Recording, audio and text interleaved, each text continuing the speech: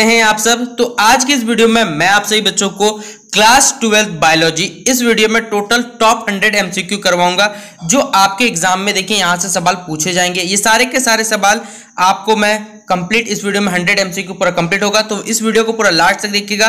Video पसंद आए तो वीडियो को लाइक कर दीजिएगा, चैनल पे न्यू आया तो चैनल सब्सक्राइब करिएगा और साथ में देखिए बेल आइकन पे क्लिक करिएगा ताकि इसी प्रकार का हर वीडियो का नोटिफिकेशन आपको हमारे चैनल का मिलता रहे। इससे पहले भी देखिए बायोलॉजी के 4 वीडियो अपलोडेड हो चुके हैं जिसमें 2 एमसीक्यू 2 सब्जेक्टिव के मैंने अपलोड कर दिया। उन वीडियो को अगर आपने नहीं देखा तो जल्द से जल्द जाके उन वीडियो को देखकर अपने अपने एग्जाम की तैयारी करिए। तो चलिए वीडियो को शुरू करते हैं। देखिए सबसे पहले ओजोन का फॉर्मूला अगर आपसे पूछा जाए तो O3 याद रखिएगा।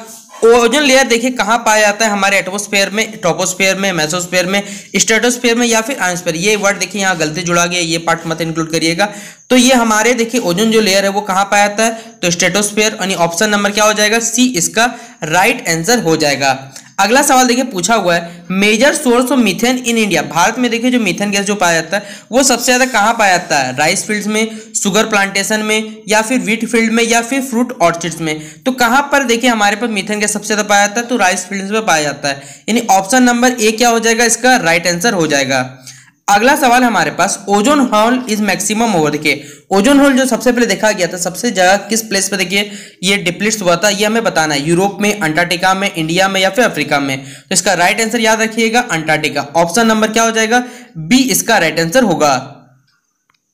अगला सवाल देखिए आपसे पूछा हुआ है कि blue baby syndrome is caused by. Blue baby syndrome किसके कारण होता है ये बताना है। 4 ऑप्शन आपको दिए गए हैं, excess of TDS, excess of chlorine chloride, excess of dissolved oxygen या फिर मीथेन हेमोग्लोबिन या मीथेग्लोबिन। तो यहां पर ऑप्शन नंबर डी क्या हो जाएगा इसका, सॉरी ऑप्शन नंबर डी क्या हो जाएगा बच्चों इसका राइट आंसर हो जाएगा। अगला सवाल है चिपको आंदोलन कब स्टार्ट हुआ था और सबसे पहले बताइए चिपको आंदोलन किससे जुड़ा हुआ है, ये आपको कमेंट बॉक्स में बताना है।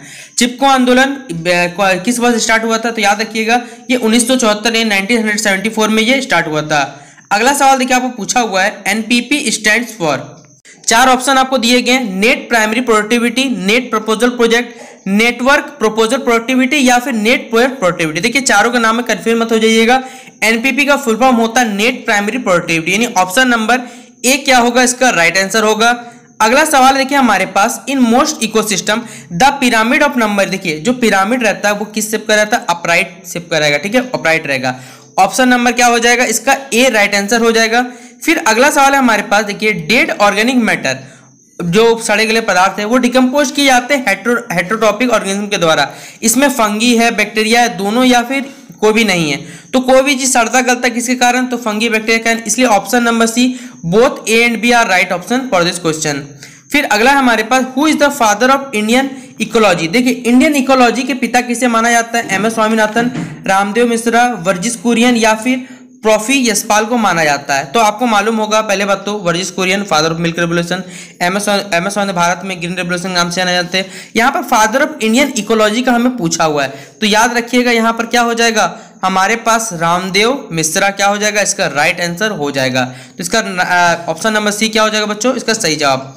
अगला है हमारे पास देखिए विच of the following is a genetic vector, या फैक्टर होना चाहिए था, प्लास्मिड, कॉस्मिड या फिर फेज या फिर ऑल ऑफ दिस। तो क्या होगा बच्चों इसका राइट आंसर, तो इसका राइट आंसर क्या हो जाएगा ऑल ऑफ दिस इसका राइट आंसर होगा।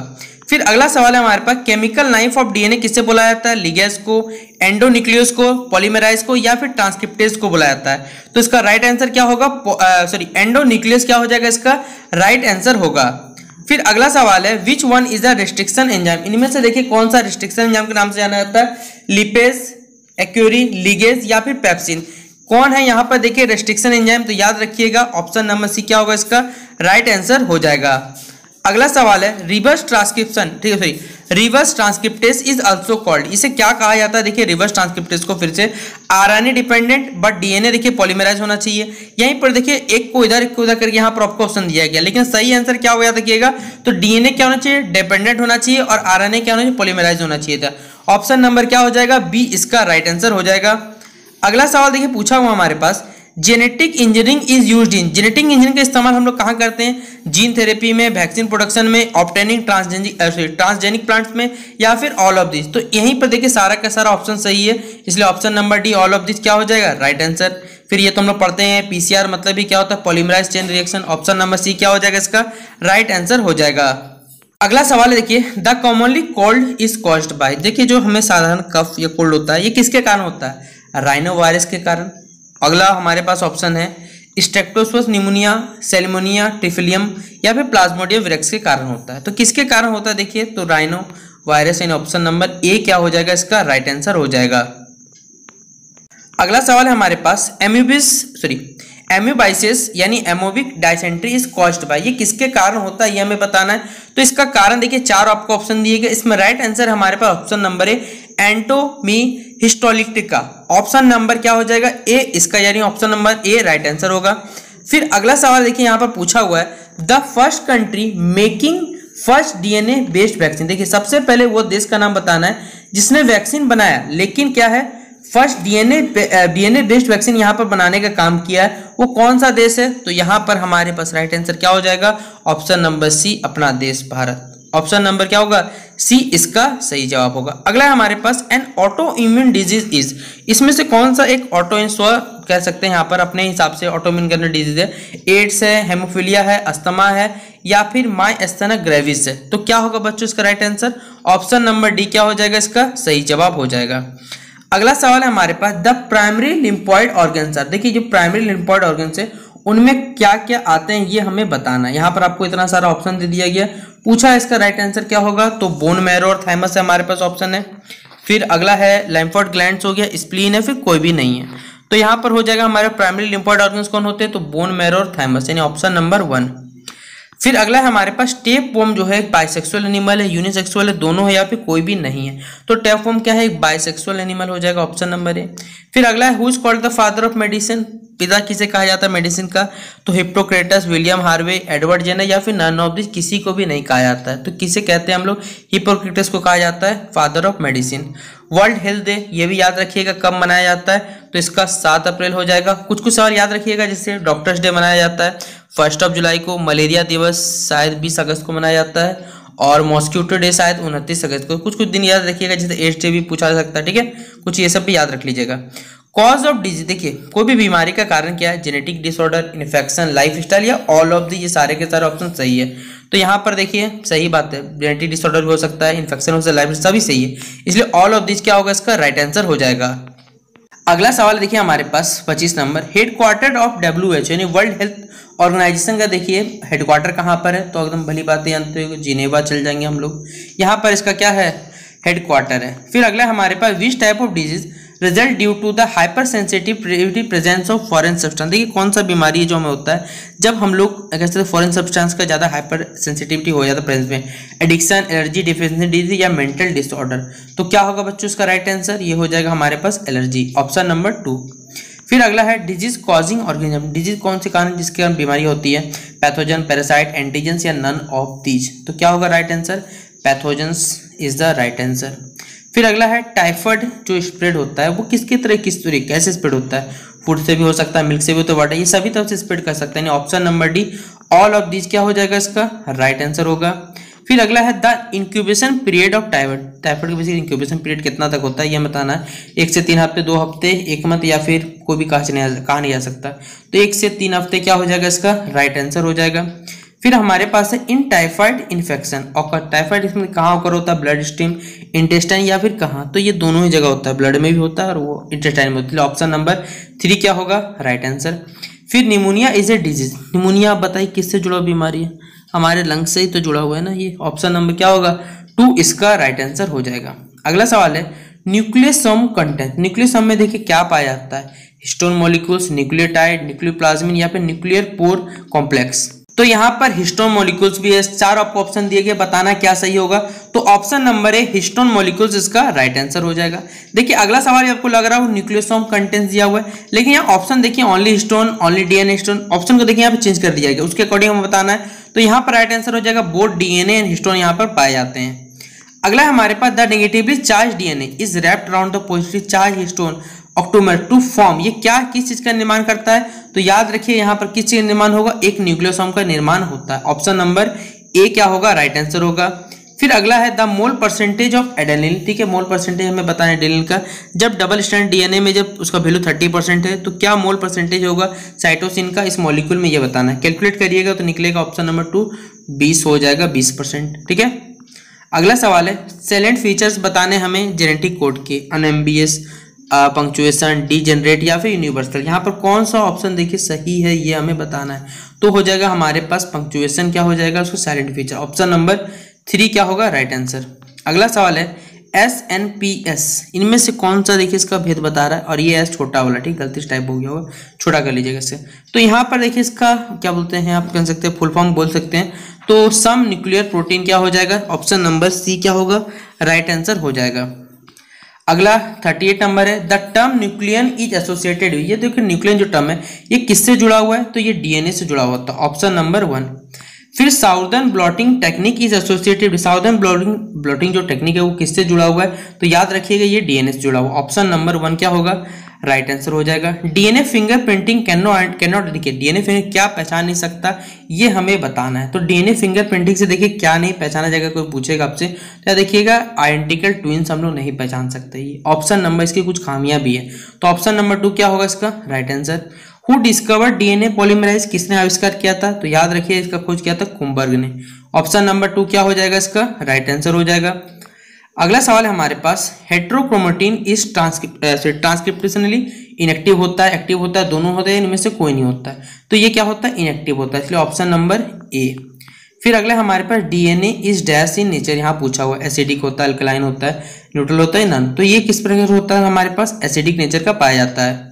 44 नंबर सवाल है शेप ऑफ DNA, तो आप लोग जानते हो किस तरह का स्ट्रक्चर होता है, एक हेलिकल शेप होता है, हेलिकल केस के शेप में शेप करता है, तो ऑप्शन नंबर क्या होगा सी यानी 3 हो जाएगा राइट आंसर। फिर विच of the following is the genotypic ratio in monohybrid cross में, जीनोटाइपिक रेशियो बताना है। तो देखिए जीनोटाइपिक और फिनोटाइपिक दोनों रेशियो पढ़ लीजिएगा, एग्जाम में बहुत ज़्यादा पूछा जाता है। तो फिलहाल तो इसका क्या हो जाएगा जीनोटाइपिक रेशियो मोनोहाइब्रिड क्रॉस में 1:2:1, ऑप्शन नंबर 2। फिर अगला हमारे पास which of the following is an evidence of organic evolution, देखिए ऑर्गेनिक एवोल्यूशन का देखिए इनमें से कौन सा एक एविडेंस है ये हमें बताना है। तो इसका देखिए एवोल्यूशन ऑफ ये भी सही है, बायोजेनेटिक लॉ ये भी सही है, होमोलाइजेशन ये भी सही है, ऑप्शन नंबर डी क्या हो जाएगा ऑल ऑफ दीज। फिर अगला सवाल है in human beings the genes for colour blind, देखिए कौन से जीन है जो कलर ब्लाइंडनेस कारण होते हैं, पिता कारण, माता कारण, दोनों कारण, या इनमें से बेटा के कारण खुद ब खुद होता है ये बताना है। तो किसका कारण, दोनों ही हमारे पास जिम्मेदार है, माता और पिता, ऑप्शन नंबर 3। अगला है what is the reason of Down syndrome और मैंगोलिज्म इन, देखिए डाउन सिंड्रोम और मैंगोलिज्म के बच्चों में क्या कारण है ये हमें बताना है। तो इसका राइट आंसर क्या हो जाएगा बच्चों ट्राइसोमी, ऑप्शन नंबर क्या होगा सी इसका right answer. Law of dominance हम लोग पहले पढ़ के आ चुके हैं, देखिए लॉ ऑफ डोमिनेंस किसके द्वारा दिया गया था, तो हम लोग जानते हैं किसके द्वारा, मेंडल साहब के द्वारा, ऑप्शन नंबर 2। फिर law of use and disuse of organs ये किसके द्वारा दिया गया, तो ये दिया हुआ लैमार्क के द्वारा, ऑप्शन नंबर क्या हो जाएगा 4। फिर अगला विच of the following is sex linked recessive disease, देखिए इनमें से कौन सा एक बीमारी है जो सेक्स लिंक्ड रिसेसिव डिजीज है, सिकल सेल, हेमोफीलिया, फिनाइल कीटोनिया या फिर हमारे पास डाउन सिंड्रोम। तो क्या हो जाएगा बच्चों हमारे पास का सही जवाब कौन सा बीमारी देखिए पूछा गया है, ठीक है, तो यहाँ पर होगा ऑप्शन नंबर 1 सिकल सेल, ठीक है। अगला सवाल है हमारे पास कि ABO जो ब्लड ग्रुप है ह्यूमन में, ये एग्जांपल है किसका, डोमिनेंस, कोडोमिनेंस, रिसेसिव, या किसका एग्जांपल देखिए बेसिकली हमें ये बताना है। तो ये बताता हमें कोडोमिनेंस का, ऑप्शन नंबर 2 क्या होगा right answer. Turner syndrome is representable, देखिए टर्नर सिंड्रोम को किससे रिप्रेजेंट किया जाता है ये हमें बताना है, XXY XO किससे रिप्रेजेंट करेंगे हम लोग, किससे रिप्रेजेंट करते हैं XO से, ऑप्शन नंबर 2। अगला है म्यूटेशन थ्योरी ऑफ जो ह्यूगो डी वेजाइस वो किस पे बेस्ड ऑन प्लांट पे, कौन सा प्लांट पे बेस्ड है, ऑनोथेरिया फिंचेस, अल्थिया रोजिया या फिर गार्डन पी, किस पे बेस्ड था ये हमें बताना है। तो इसका राइट आंसर बच्चों क्या हो जाएगा आप लोग बता सकते हैं। तो इसका राइट आंसर फिलहाल याद रखिएगा अभी ऑनथेरिया, क्योंकि अभी आपके पास समय नहीं है, जितना हो सके आप लोग याद करते चलिएगा। The concept of natural selection देखिए किसके द्वारा ये जो कॉन्सेप्ट दिया गया, तो याद रखिएगा हमेशा चार्ल्स डार्विन के द्वारा दिया हुआ, तो ये ऑप्शन नंबर सी में रहा इसका राइट आंसर। अगला सवाल है हमारे पास मॉर्गन के देखिए जो एक्सपेरिमेंट थे वो किस पे बेस्ड था हमें बताना है। तो मॉर्गन का देखिए जो एक्सपेरिमेंट था वो किस पे बेस्ड था, फ्रूट फ्लाई पे क्या था बेस्ड था। Copper T prevents, copper T देखिए किसको रोकता है हमें, mobility of sperm, mobility of ovum, fertilization या ओव्यूलेशन को ये रोकता है। तो इसका राइट आंसर क्या हो जाएगा फर्टिलाइजेशन राइट आंसर होगा। फिर अगला विच वन इज इनकरेक्ट, इनमें से देखिए कौन सा गलत है हमें ये बताना है। तो देखिए barrier condom, IUO, copper T, surgical technical vasectomy या फिर एडमिनिस्ट्रिंग हार्मोन टेबेक्टोमी। तो ये राइट आंसर क्या हो जाएगा, मतलब कौन सा गलत है, तो ये ऑप्शन नंबर 4 गलत है। फिर IUCD क्या है देखिए बेसिकली तो हम लोग जानते हैं ये क्या है, कॉपर टी गोली है, पिल्स की तरह समझ सकते हैं के हिसाब से। अगला सवाल है which is related to males, इनमें से देखिए मेल से जुड़ा हुआ क्या है, फीमेल से जुड़ा हुआ क्या है, ये भी देखिए परीक्षा में कभी कभी पूछ लिया जाता है। तो आपको पूछा यहाँ पर देखिए मेल से जुड़ा हुआ क्या है, वेस्केटोमी, ये किससे हो जाएगा, फीमेल से हो जाएगा हमारे पास। फिर progesterone present in contraceptive pills, देखिए कॉन्ट्रासेप्टिव पिल में प्रोजेस्टेरॉन मौजूद रहता है, ये क्या करता है, इसका कारण सॉरी इसका क्या काम है, बेसिकली हमें ये बताना है। तो ये क्या करता है, फर्टिलाइजेशन होने से क्या करेगा, आप बता सकते हैं क्या, चेकिंग करेगा कि क्या करेगा, इसका काम है देखिए बेसिकली हमारे पास चेकिंग करता है ओव्यूलेशन का। तो ऑप्शन नंबर 1 क्या हो जाएगा, इसका राइट आंसर हो जाएगा। अगला सवाल देखिए बच्चों हमारे पास मोस्ट इंपॉर्टेंट कंपोनेंट बताने देखिए ओरल कॉन्ट्रासेप्टिव का, थायरोक्सिन, LH, प्रोजेस्टेरॉन या GH। तो इसका राइट आंसर क्या हो जाएगा बच्चों हमारे पास, प्रोजेस्टेरॉन, ऑप्शन नंबर 3। अगला सवाल है 64 नंबर, कॉन्ट्रासेप्टिव ओरल पिल्स जो रहते हैं वो बंद कंट्रोल में किस प्रकार हेल्प करते हैं, ये हमें बताना है। तो याद रखिए इसका काम क्या करता है, ये ओव्यूलेशन से प्रिवेंशन करता है। तो ऑप्शन नंबर ये 2 मेरा इसका सही जवाब। अगला सवाल है मेडिकल टर्मिनेशन ऑफ प्रेगनेंसी कितने सप्ताह का होता है, देखिए बताना है हमें, क्या मेडिकल टर्मिनेशन होते हैं हमारे पास। तो इसका राइट आंसर क्या हो जाएगा, 4 सप्ताह, ऑप्शन नंबर 1 क्या होगा करेक्ट आंसर। फिर विच of the following disease not sexually transmitted, means कौन सी बीमारी जो सेक्सुअली ट्रांसमिट नहीं होता पूछा गया है। इसका राइट आंसर क्या हो जाएगा बच्चों हमारे पास, तो ऑप्शन नंबर क्या हो जाएगा, मलेरिया, इसका राइट आंसर। फिर अगला पूछा इनमें से कौन सा देखिए सेक्सुअली ट्रांसमिटेड डिजीज है, तो ये सब तो दिख ही रहा है, इन ऑप्शन नंबर क्या हो जाएगा, डी क्या हो जाएगा राइट आंसर। फिर अगला है हमारे पास गोनोरिया ऑकर्स, गोनोरिया ऑकर होता है किसके कारण, ये हमें बताना, तो याद रखिएगा ये बैक्टीरिया के कारण होता है, इसलिए ऑप्शन नंबर 2। HIV का देखिए किसका कारण है, तो हम लोग भली बातें जानते हैं, HIV किससे जुड़ा हुआ रहेगा, एड्स से जुड़ा हुआ रहेगा, और ऑप्शन नंबर डी। एड्स से जुड़ा हुआ कौन सा टेस्ट है, तो एलिसा टेस्ट, आपको ये याद होगा। Sterilization procedure in female, sterilization procedure होता है फीमेल में, क्या करता है प्रेगनेंसी में, वेस्केटोमी, ट्यूबेक्टोमी, MTP या फिर STD। तो राइट आंसर क्या हो जाएगा, ट्यूबेक्टोमी, ऑप्शन नंबर 2 क्या होगा राइट आंसर। ओवुलेशन ऑकर होता है अंडर द इन्फ्लुएंस ऑफ, किसके अंडर में इन्फ्लुएंस होता है, तो FSH, फुल फॉर्म बताइएगा चलिए कमेंट बॉक्स में आप लोग। एंडोस्पर्म इज अ टिश्यू, ये किस में हेल्प करता है, ये हमें बताना है। तो याद रखिए किसको हेल्प करता है, एम्ब्रायो के न्यूट्रिशन में हेल्प करता है, इसलिए ऑप्शन नंबर 1। ग्रेफियन फॉलिसिस जो है किस में ऑकर होते हैं, ये हमें बताना है। तो ये किस में ऑकर होता है, याद रखिएगा ह्यूमन फीमेल ओवरी में ये ऑकर होते हैं, ऑप्शन नंबर क्या हो जाएगा 2 राइट आंसर हो जाएगा। फर्स्ट मेंस्ट्रुअल साइकिल जो होता है मतलब वो क्या कहलाता है हमें बताना है। तो देखिए यहाँ बहुत सारा नाम दिया हुआ है, एक मेनार्स होता है, एक मेनापॉज होता है। तो मेनार्स देखिए स्टार्टिंग पीरियड को कहा जाता है, मेनापॉज कहा जाता है, शायद हिंदी में रजोनिवृत्ति कहा जाता है, मुझे कंफर्म याद नहीं है। स्टार्टिंग में मेनाज कहा जाता है, जो बंद होता है 40 से 45 ईयर के अपने खुद ब खुद वो मेनापॉज कहलाता है, ठीक है। तो ऑप्शन नंबर सी क्या होगा इसका राइट आंसर हो जाएगा। Acrosome of a sperm is formed from, देखिए इस एक्रोसोम जो स्पर्म को बनता है वो किससे बनता है ये हमें बताना है। तो इसका राइट आंसर क्या हो जाएगा लाइसोसोम, ऑप्शन नंबर ए। फिर अगला है हमारे पास the embryo at 16 cell stage is known, इसे किस नाम से जानते हैं, तो आपको मालूम होगा ये मरूला के नाम से जाना जाता है। फिर हार्मोन जो कॉर्पस ल्यूटेम कॉल्पम ल्यूटेटम से निकलता है, इसका नाम क्या है, इसका नाम हम जानते हैं प्रोजेस्टेरॉन, ऑप्शन नंबर 2। अगला सवाल है human embryo is protected by, देखिए ह्यूमन का जो एम्ब्रायो वो कैसे प्रोटेक्टेड रहता है, तो एमनियोटिक से बचा हुआ रहता है, ऑप्शन नंबर 2। फिर मेल जर्म सेल को हम लोग किस नाम से जानते हैं, तो याद रखिएगा लेडिग सेल्स के नाम से जाना जाता है, ऑप्शन नंबर 1। फिर इंगुनल कैनल जो है वो कनेक्शन है, किसके बीच का कनेक्शन देखिए, तो स्क्रोटम एंड एब्डोनिमल कैनल के बीच का कनेक्शन है। फिर अगला है हमारे पास the hormone androgen is secreted by, देखिए एंड्रोजन जो हार्मोन है वो किससे निकलता है, किससे स्रावित होता है, ये हमें बताना है। तो ये कहाँ स्रावित होता है, तो याद रखिएगा लेडिग सेल्स, ऑप्शन नंबर 2। अगला है the length of epidermis tubular का जो लेंथ होता है ये हमें बताना है। तो इसकी लंबाई कितनी होती है 6 मीटर, ऑप्शन नंबर 1। अगला है वो कौन सा प्रोटेस्टिक फ्लूइड हो जाता है, वो जो स्पर्म को एक्टिवेट करता है ये हमें बताना है। तो इसका राइट आंसर क्या हो जाएगा एसिडिक, इसका राइट आंसर। अगला सवाल है हमारे पास glands associated with male reproductive system, देखिए कौन सा ग्लैंड है जो मेल रिप्रोडक्टिव सिस्टम से जुड़ा हुआ है, तो ये सारे के सारे तो मुझे देखिए कॉपर्स भी होता है, प्रोटेस्टेड भी है, सेमिनल भी, ये सभी है, इसलिए option number D all of the above. फिर अगला है फर्टिलाइजेशन जो बॉडी का आउटसाइड होता है इसे क्या कहा जाता है हमें बताना है। तो ये अंदर होगा तो विवो, बाहर होगा तो विट्रो, ऑप्शन नंबर 1 क्या होगा right answer. Which hormone is not produce during pregnancy, देखिए कौन सा हार्मोन जो प्रोड्यूस नहीं होता प्रेगनेंसी के दौरान, तो उस हार्मोन का नाम याद रखिए LH, ऑप्शन नंबर 4 क्या होगा राइट आंसर होगा। अगला सवाल है देखिए सीमेन जो होता है, सीमेन में देखिए क्या होता है, स्पर्म होता है, सेक्रेशन होता है, देखिए जो सेक्स ग्लैंड का एक्सेसरी रहता है वो होता है, या फिर हमें पूछा है दोनों होते हैं कुछ भी नहीं, तो ये दोनों ही करता है, इसलिए ऑप्शन नंबर सी क्या हो जाएगा इसका राइट आंसर होगा। अगला सवाल है देखिए रोल ऑफ प्लासेंटा, प्लासेंटा का देखिए काम क्या है, तो याद रखिएगा मैंने आपको पहले स्टार्टिंग वीडियो में बताया था, जिस टाइम मैंने बताया था, ये बच्चा को क्या, एम्ब्रायो को क्या करता है, न्यूट्रिशन प्रोवाइड करता है, इसलिए option number 1 right answer. Normal fertility क्या है, देखिए ह्यूमन मिल्क का कितने एजुकेटेड स्पर्म कर सकता है ये हमें बताना है, तो इसका राइट आंसर हो जाए 200 से 300 स्पर्म पर coitus. The release of egg from the ovary of human, पे देखिए एक का तो ओवरी से जो एग से निकलना होता है ये क्या कहलाता है हमें बताना है, तो ये कहलाता है ओव्यूलेशन, ऑप्शन नंबर सी क्या होगा राइट आंसर। फिर अगला सवाल है हमारे पास, एम्ब्रायो सेक्स डेवलप फ्रॉम, तो इसका राइट आंसर क्या होगा बच्चों हमारे पास ऑप्शन नंबर 4 मेगास्पोर क्या हो जाएगा राइट आंसर। एक पिस्टिल में देखिए कौन कौन से 3 पार्ट्स होते हैं ये हमें बताना है, तो याद रखिएगा स्टाइल, स्टिग्मा और ओवरियां, कॉमा छोड़ी है तो लगा लीजिएगा, ठीक है। ऑप्शन नंबर क्या हो जाएगा ए राइट आंसर होगा। फिर अगला हमारे पास जो फीमेल क्या है, जेम्यूफ टाइप है, किसी टाइपिकल एंजाइम का टाइम ऑफ फर्टिलाइजेशन बताना ये हमें, तो इसका क्या हो जाएगा ऑप्शन नंबर 2 7 सेल्ड, इसका राइट आंसर होगा। अगला सवाल है हमारे पास, इनरमोस्ट लेयर बताना है माइक्रोस्पोंजिया का, जो क्या करता है, डेवलपिंग करता है, पॉलिनेशन में हेल्प करता है, ये हमें बताना है, तो इसका राइट आंसर क्या होगा टेपेटम, ऑप्शन नंबर 3 क्या होगा राइट आंसर हो जाएगा।